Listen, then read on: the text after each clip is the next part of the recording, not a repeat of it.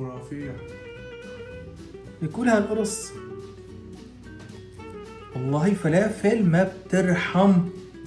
شايفين؟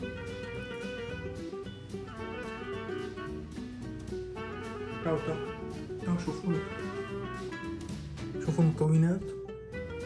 سندويشة فلافل ولا أروع من هيك. خرافية.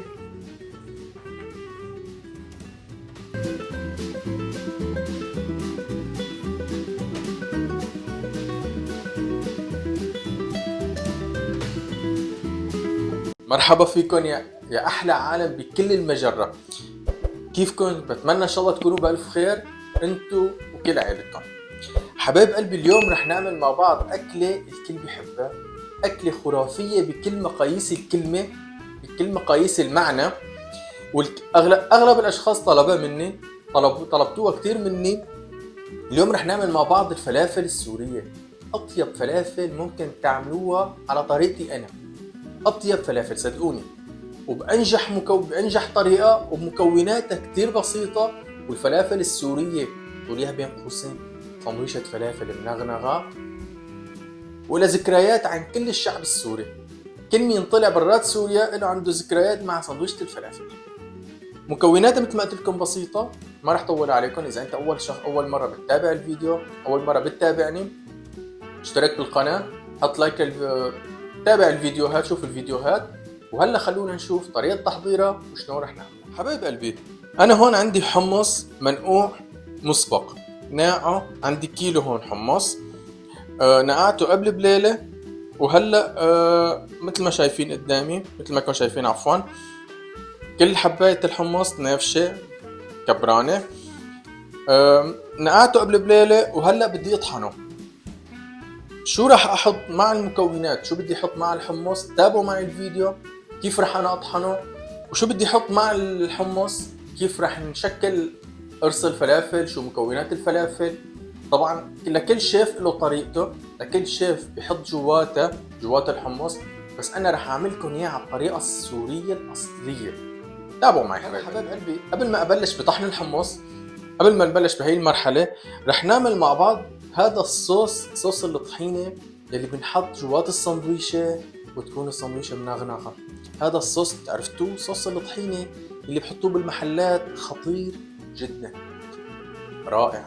خلونا نشكل هذا الصوص وبعدين نبلش نطحنه. هلا حبايب قلبي، قبل مشان نعمل معكم هذا صوص الطحينية، صوص الطحينة اللي بنحط جوات السندويش، انا هون جبت معي علبة مثل ما انكم شايفين. انا رح استخدم هاي العلبة.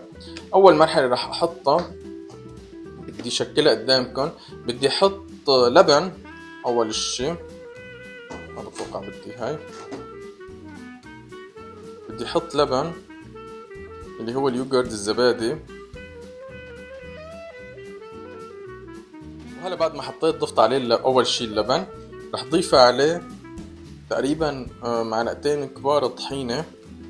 طبعا هاي الطحينة انا عاملها، ورح نزلكم طريقة تحضيرها.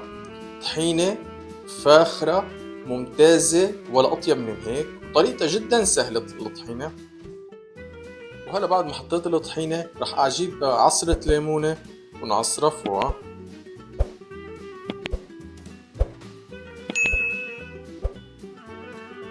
هيك كافية.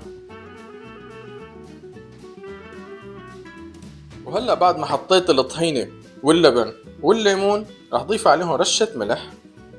وهلا بعد ما ضفت عليها كل المكونات رح احركها كتير منيح، وهيك بيكون عندي الصوص صار جاهز ورح احطه بالبرة. هلا حبايب قلبي رح نطحن مع بعض الحمص مثل ما قلت لكم.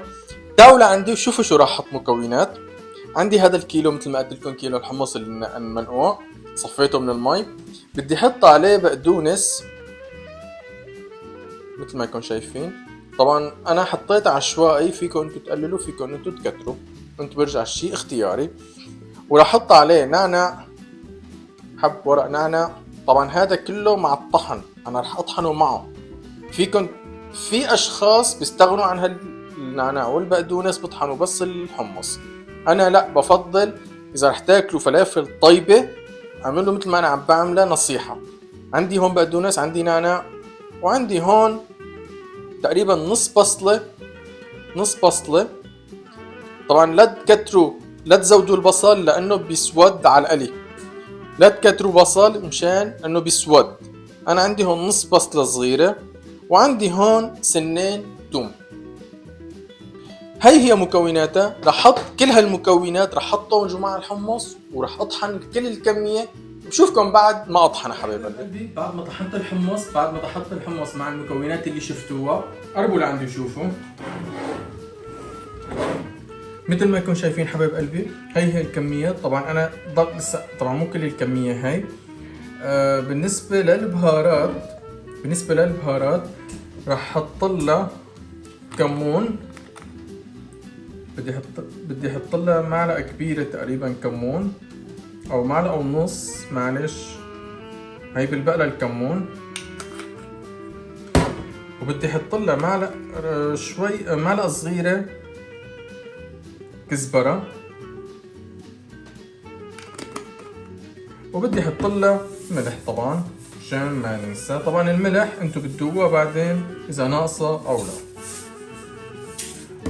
وفي نقطة كتير مهمة حبايب قلبي بالنسبة للكربونة، بالنسبة لكربونات الصوديوم او الكربونة.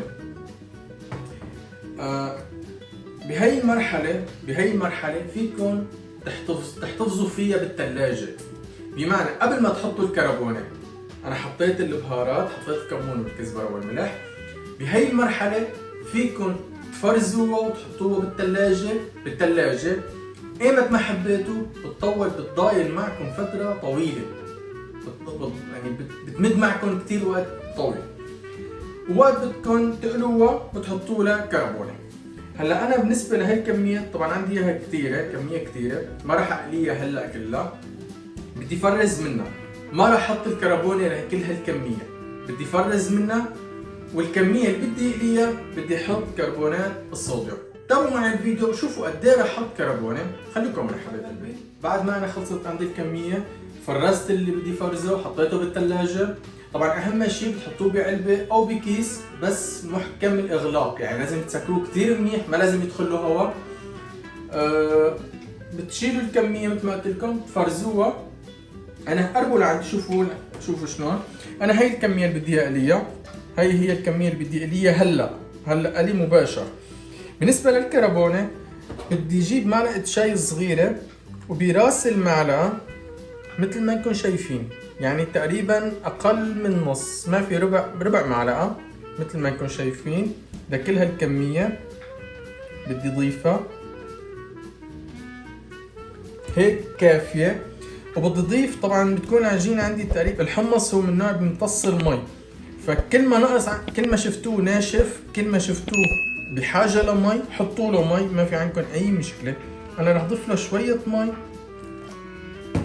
وبدي احرك المكونات كتير مع بعضها. وهالاثناء حبايب قلبي انا عندي صارت العجينة ظابطة. هلا صارت بقدر اني اقليها. مثل ما قلت لكم بتحطوا جنبكم مي، بتضلوا بتحطوا شوي المي، بتحطوها شوي وبتعجنوا بتحركوها مثل ما انكم شايفين. هيك رح تكون قوام العجينة. قربوا لعندي شوفوا شلون رح تكون قوام العجينة مثل ما انكم شايفين. طبعا لا ناشفة ولا انه مريئة، مثل ما انكم شايفين. هيك رح تكون قوام العجينة. طبعا رح تخلوا جنبكم المي، لانه الحمص من النوع اللي بيمتص كتير مي، رح تضل انه بحاجة تحطوا له مي. كل ما شفتوه ناشف فيكم تحطوا له مي. هلا رح ننتقل انا وياكم. طبعا مثل ما قبل نسيت لكم انه انا حاطط الزيت على النار، لازم يكون يوصل معكم لحرارة تقريبا بين ال 170 وال 180، لازم يكون حرارة الزيت. انا نسيت لكم اياها، انا حطيتها عم بستناه ليحمى ليوصل لها الدرجة، ورح نبلش سوا نقلي هالفلافل الاكثر من روعة. خلونا نتابع حبايب قلبي. هذا هو عجينة الفلافل، هي الخلطة. انا جبت طبعا عندي القالب، رح شكل معكم قرص قدامكم. طبعا انا رح اعمل معكم 1 أو 2، ورح كفي الباقي الكمية مثل ما انكم شايفين، ولا اروع من هيك. صدقوني فلافل خطيرة. اخ على ذكريات الفلافل لما كنا بالجميلية حلب. نروح على النزهة ولا فلافيلو. الله يرحم. هذا هو قرص الفلافل صار معي خالص، رحلته مثل ما انكم شايفين، ورح نزله بالزيت.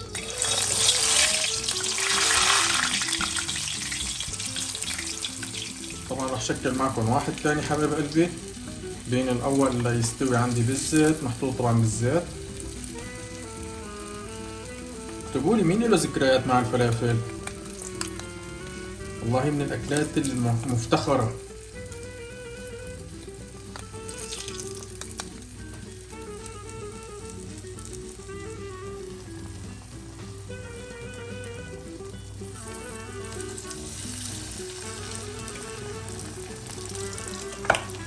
مثل ما انكم شايفين حبايب قلبي، عم بستناه لحتى يصير. طبعا انا كنت عامل واحد مسبق مثل ما انكم شايفين، بس حتى كنت عم بشوف حموضة الزيت. فلافل ولا اروع من هيك.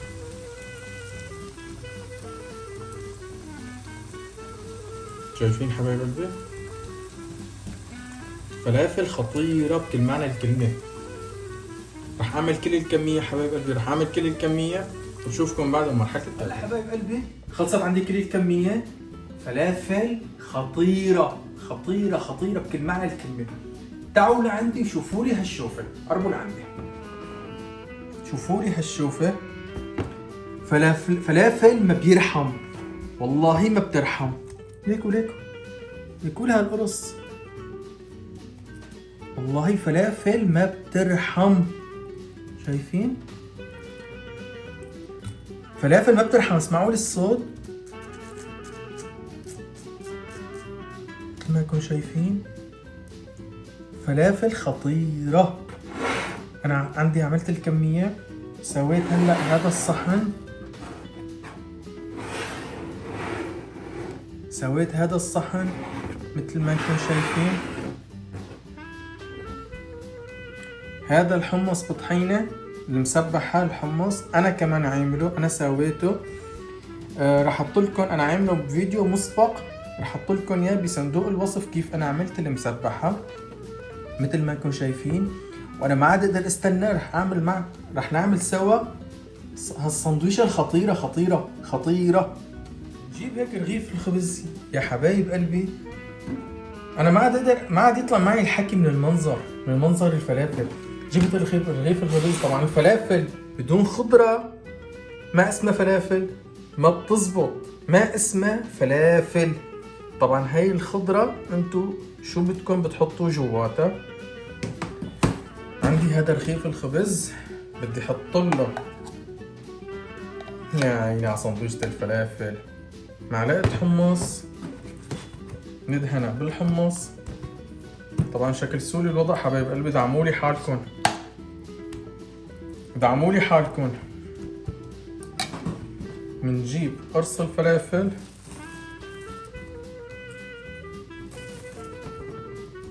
برجع بقلكن دعموا لي حالكم. طبعا انا لا تقولوا لي ليش ماني لابس كف، لانه عم بعملها لإلي للبيت. بنحط لها شوية خيار، بقدونس، وكم ورقة نعناع، ومشان شي مشان صحتكم. طبعا الفلافل بدون نعناع كمان ما بزبط. عندي شوية بصل ناعم، فارمه ناعم، عندي شوية ليمون طبعا كمان مقطع ناعم. نجيب هالبندورة طبعا كله مفروم ناعم. نجيب الخس. يا عيني على هالسندويشة، والله بتنهدى الملوك، والله بتنهدى الملوك. نرشلها رشة ملح. نجيب هذا الصوص الطحينة اللي عملناه سوا. يا عيني شكلتولي حالكم حبايب قلبي. ومنلفها لفة تنتين ومنقلها مع السلامة. شوفوا لي هالسندويشة ولي طبعا بدون وحدة زبطني ما بتزبط. ندهنها هيك شوية بالحمص ولي على عم ولي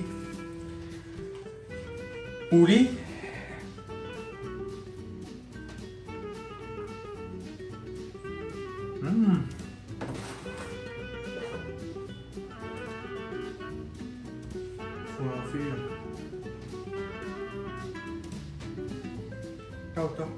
تعالوا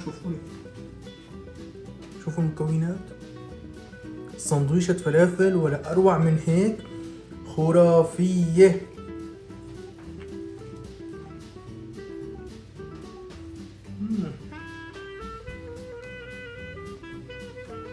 طبعا جنبها مخلل. والله كتير طيبة، كتير طيبة، كتير والله. قد ما قلت لكم طيب ما بعطيها حقها. عملوها سووا مثل ما انا عملتها. ما راح اعطيكم السندويشة عم شكلها. سووا مثل ما انا عملتها، نفس الطريقة، نفس الكمية، نفس المقادير، نفس المكونات، وصدقوني تاكلوا فلافل سورية والله لا نزهة ولا فلافيلو. اللي اهل حلب، جماعة حلب بتعرفوا عن شو عم بحكي. نزهة، فلافيلو، سلاف، تعرفوا فلافل خرافية. إذا عجبكم الفيديو لا تنسوا تشتركوا بالقناة. أول شي نزلوا لتحت اشتركوا بالقناة، حطوا لايك للفيديو، فعلوا زر الجرس، اكتبوا لي تعليق حلو مثلكم، دعموا لي الفيديو، شاركوا هذا الفيديو لأنه صدقوني العالم كتير عم تنطر كتير العالم كيف طريقة الفلافل كتير طلبوا مني. شاركوا الفيديو كتير منيح بين معارفكم بين أصحابكم. بشوفكم بفيديو جديد وبوصفة جديدة. بتمنى لكم كل ألف خير. باي باي.